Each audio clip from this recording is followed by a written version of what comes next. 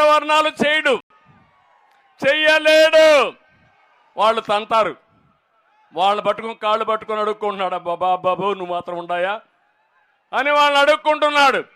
అంటే ఒక వెనుకబడిన వర్గాలకు సంబంధించిన వ్యక్తులు, ఒక షెడ్యూల్ కులాలకు సంబంధించిన వ్యక్తులు నాయకులు కాకూడదు. ఎవరిని నాయకత్వాన్ని ఇవ్వనీయకుండా చేసే దుర్మార్గమైన ఆలోచన. ఇదే సామాజిక న్యాయం.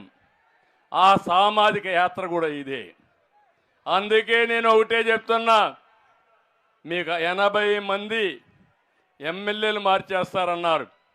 ఎమ్మెల్యేలు 80 చోట్ల ఓడిపోతున్నారంటే ఇంకా గవర్నమెంట్ మందే తమ్ముళ్ళు, దాని గురించి ఆలోచనే లేదు. కానీ అట్లా అని చెప్పి మీరు కానీ ఎక్కువ నమ్మకంతో ఇంట్లో పడుకుంటే ఈ దుర్మార్గులు దొంగ ఓట్లు కూడా చేర్పించడానికి పోయారు. నిన్ననే కేంద్ర ఎన్నికల కమిషన్ వచ్చింది. నేను పవన్ కళ్యాణ్ గారు వెళ్ళాం, వాస్తవాలన్నీ చెప్పాం. వాళ్ళే ఆశ్చర్యపోయారు. ఇంతవరకు మా జీవితంలో ఇన్ని కంప్లైంట్సే చూడలేదు, ఇదేంటి ఇక్కడ ప్రభుత్వం ఇట్లుందని కడాన కలెక్టర్ని ఎస్పీల్ని గట్టిగా నిలదీసే పరిస్థితికి వచ్చారు. నేను ఒకే మాట అడుగుతున్నా మిమ్మల్ని, మీ ఓటు కూడా మీరు చూసుకునే పరిస్థితి వచ్చిందంటే ఈ రాష్ట్రంలో ఓట్లకు కూడా దొంగలు పడ్డారు, నేరస్తులు వచ్చారు.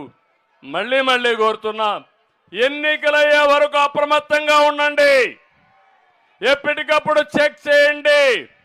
తమిళ్లో యువత ఒక పని చేయండి, సైకిల్ ఎక్కండి, తెలుగుదేశం జనసేన జెండాలు పట్టుకోండి, ఇంటింటికి వెళ్ళండి, ప్రజా చైతన్యం తీసుకురండి. అదే మరి ఒక గ్లాసు కూడా తీసుకెళ్ళండి. నీళ్లు తాగాలనుకుంటే ఆ గ్లాసు కూడా ఉపయోగపడుతుంది, చేయాలి. కాబట్టి ఈ ప్రజా చైతన్యం కోసం మళ్ళీ ఇలాంటి దుర్మార్గుడు వస్తే ఏమవుతుందో చెప్పాల్సిన అవసరం మీకు అందరికీ ఉంది.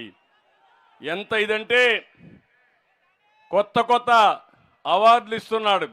ఎక్కువ తిడితే బూత్ శ్రీ, ఇంకా ఎక్కువ తిడితే బూత్ రత్న, బూత్ భూషణ్, బూత్ సామ్రాట్.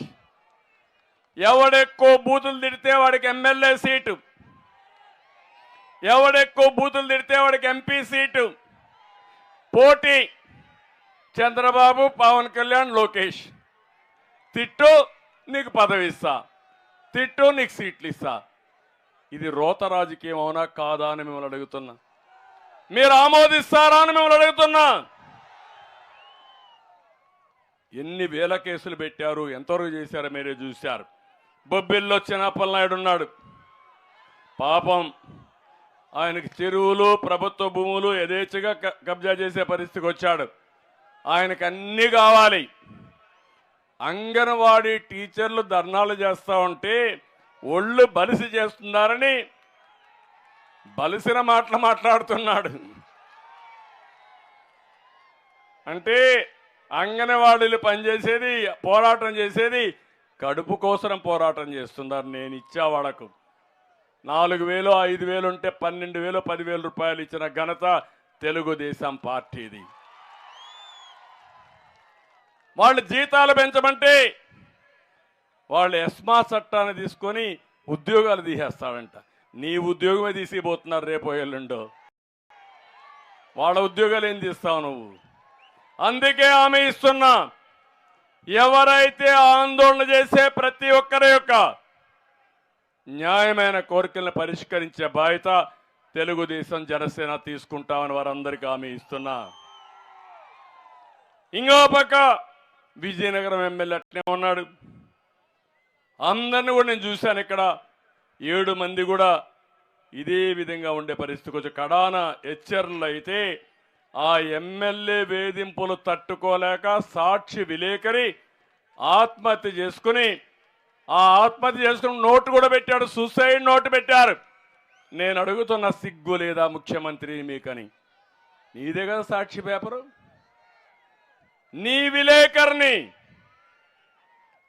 ఆత్మహత్య చేసుకునే విధంగా చేసిన నీ ఎమ్మెల్యే పైన, అందులో ఎస్సీ అనుకుంటానాయన, ఎందుకు కేసు పెట్టలా అంటే నువ్వు ఎంతమందిని బలేస్తావని అడుగుతున్నా.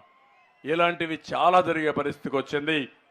అందుకే ఈ విషయాలన్నీ మీకు చెప్పాలనే ఉద్దేశంతోనే నేను ఈరోజు వచ్చా. పండగ సమయంలో ఒకటే కోరుతున్నా, ఇక్కడికి వచ్చినప్పుడు ఇంకా కొన్ని సమస్యలు కూడా చెప్పారు. బొబ్బిల్లో అన్నా క్యాంటీన్ నేనే చెప్పా పెడతామని చెప్పి విజయ